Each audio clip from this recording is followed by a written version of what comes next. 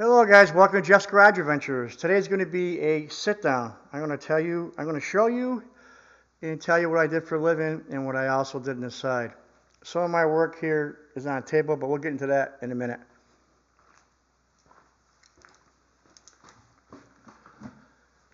The journey started in 1978. I was 18 years old, young buck. I always had my uncles and my father and cousins, they were all mechanics. So that was always in my blood from the get-go. But I didn't choose that path. I needed a job, and so I got a job being an engraving press operator. Engraving is, it's not a flat print. It's a very, very high-end print, and it's very, very expensive. I worked for one of the biggest engraving companies in the world. And we did lots of high-end for lots of big clients, famous people, rich people, kings and queens, you name it, we did it. Weddings, whatever it was, we did it. And I was an apprentice for 2 or 3 years. I did it for 42 years total, my whole life. I was an apprentice for 42 years, and I started running a small engraved press. It was like, they called it a baby carver. It was a 3x4 or something. I think it was a 3x4. And I worked up those different size engraved presses. I went up to a 5x9. And for 20 years, I was just a regular engraver. I became a master engraver at the age of 40. But taking a step backwards again, when I was 28 years old, this company came over from Japan. At that time, I did it for 9 years engraving, and they came over from Japan. They wanted to learn the trade, and they put a guy, his name was Satoshi Suzuki, that was his name. I still remember his name. And they put him with me for 3 months. He worked for me for 3 months. Everything I knew, they wanted to know everything I knew. I couldn't teach in 3 months. It takes years and years. And, to make it short, he had to go back to Japan, and then 3 months later, I was offered a job, I kid you not, in New Zealand. They were starting a new engraving company in New Zealand, and I was offered a job, but it scared me. You know, I was only a kid. I was like 28 years old, 29 years old. I was a kid, and I didn't do it. They asked me 3 times, and I declined. So my life would have been totally different if I had chose that path. It just scared me getting on a plane. You know, I think I had to fly to California first, and then I had to from there in New Zealand. That's on the other side of the world. My life would have been totally different, obviously.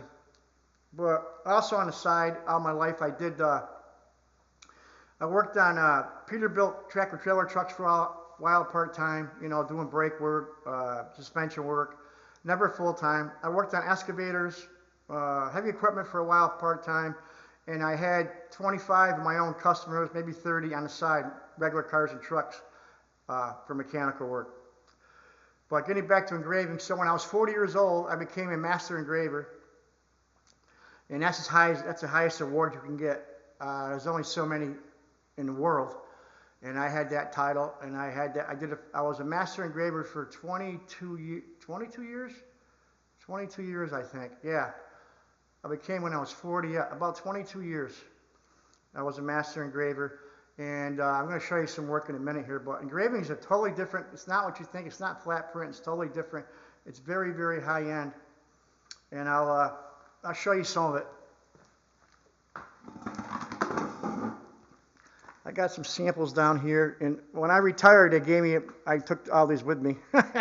Yeah, they gave it to me, kind of. And this is what engraving is. Here's a picture of me running an engraving press. And that's probably 50 there. And you can see some of my work that's here is on that table. They had tours that came through once a month, and I had to do with tours. I'd be talking in front of 25 people right there, guys, showing them what I do, how I do it, you know, in a short, compact tour, you know. I only had maybe 20 minutes with them, but every color, I did multicolored work, which was the high end. That's all I did. And because I was a master engraver. Every color's got its own copper plate. See those copper plates? And you put it in that big press that's behind me, 5x9, and you're pushing the ink through the back side of the paper. It's a very tedious and time-consuming type of printing, but very, very, very high-end. And that piece I'm holding up there, that won an award in a big show in New York City. And I'll show you a picture of it. It is, I can find it here for you. That's right here. I got it in my hand. That's why I couldn't find it. Here's it. That won an award in a big show. And there it is right there. They're holding it up. These guys are bigwigs, guys. I'm not going to mention his name, but he's very well known in the engraving industry. And that's the piece right there. He's holding it up.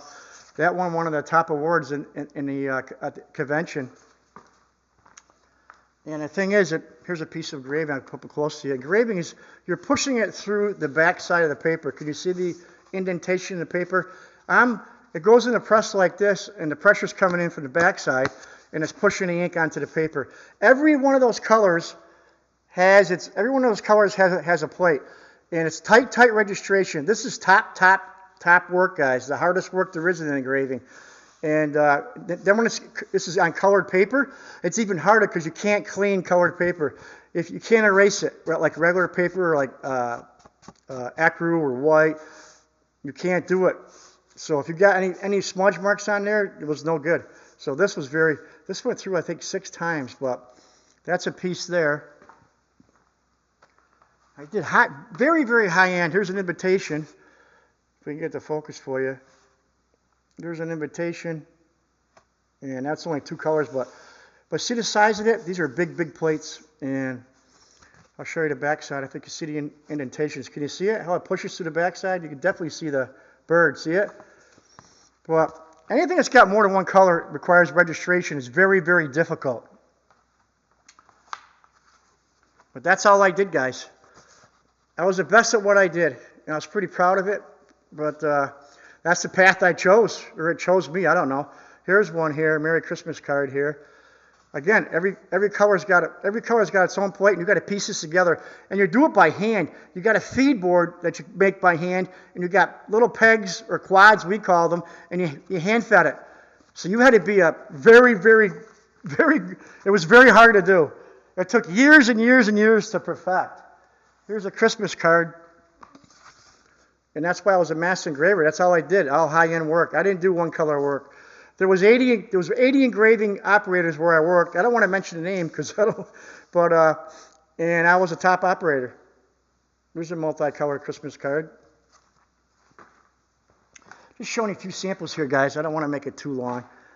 I don't know if that's Cartier or Tiffany, but it's one of the hotels or something in New York City. Cartier. You can see the little tiger. That's the stuff I did, guys. Very high end. Again, whenever you had colored paper, that was the hardest because the colored paper, you couldn't clean it, and it's so hard not to get any ink on that paper. Very difficult. I'm going to show you my best piece last, so hang in there. Here's black. Black was the hardest colored paper to run. You got any marks on there at all? Look. Can you see how it'll show scratches? You had to be careful how you picked it up. When they inspected it, they had white gloves on. Can you see that? See the marks I put in there? This was very hard. Black was the hardest color paper to run. And yours truly got to run all the black paper. Here's another card that was a very high end. This was laminated. All right, see if we can get it up here close to you. I'm trying to get the focus. That was a pretty blue and gold. And you don't see any marks on the back because it was laminated to another piece of paper. They didn't want to see the bruising in the back, which is weird because engraving, that's what you look for. But some people wanted something different, and this was it. And being blue paper, that was hard to do. This is all high-end, guys. That's all I did. So for 42 years, I was an engraver, and for 22 of it, I was a master engraver. See how shiny that gold is? I had to bump it up after. This was laminated too, so you can't see the back because you got green in the front and the white in the back. It was glued together. That was another process. I didn't do that process. There's another one here. That's quite a few colors there, guys. Look at that, eh? That was about 7 colors. Very hard to do, guys. I had to piece this together. You got to piece it together. Every color is one step.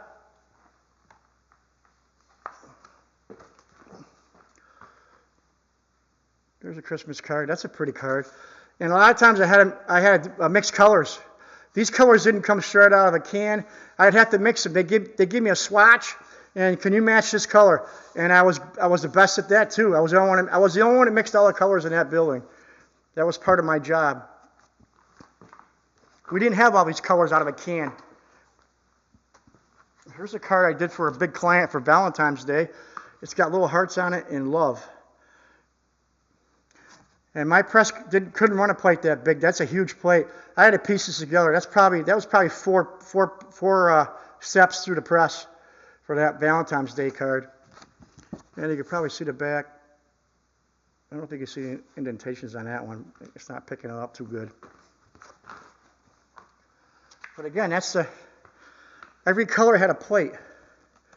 And you can see it right there. See the copper plates?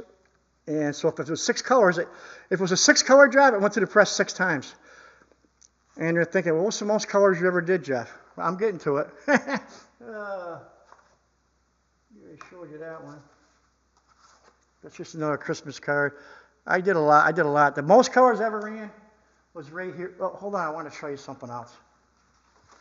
A lot of times we got this too. I do the card, the engraving card. This went through a lot of times. I had to piece this together. This went through a lot of times. Great big card. You'll see indentations on this. See in the back of it? That's what people like to see. And there was the envelope I did. It goes with it. Is that fancy or what? This is very, very high-end work, guys. And that's all I did. There's the envelope, and there's the invitation. That was for a Christmas dinner. Is that crazy? What did that probably cost? You don't want to know. Okay. And the most colors I ever did was 13 colors. This was at a big show. This is the most colors ever run, I think. I did 13 colors by hand. And this is an old sample. Did this about 20 years ago. See the back of it? So that was 13 times through the press, guys. And a lot of those are color matches. Look at that. That's the hardest piece I ever ran. Whenever I did a tour, that was the number one thing to show. Everybody would coo over this. Look at that. Look at the detail on that card. Is that crazy? 13 colors, guys. All different shades. You got the dark red, the light red. You got gold, you got brown, you got dark blue, you got green, you got pink. You got that tan color. You got silver. I don't know what another color there. White. Bunch of. Plus you had to bump it up. That was the hardest card I ever ran. Brown. 13 times through the press. That job was probably for 200 pieces. I bet you that job was, I'm guessing, I can't remember. That job was probably $20,000, $25,000 job. Yeah, $25,000 that job probably cost. I can't remember. And that was 20 years ago. So today that'd be double that. All right, guys, that's basically what I did for a living. 42 years I was an engraved press operator. And for the last 20, I was a master engraver. I did it for my whole life. I enjoyed doing it. I was pretty good at it, and I made a living off of it. And yes, I worked on cars on the side, like I said, and heavy equipment, and big trucks on the side, and plus my own customers. So that's always going to be my blood as well. All right, guys. Hope you like the tour. Take care.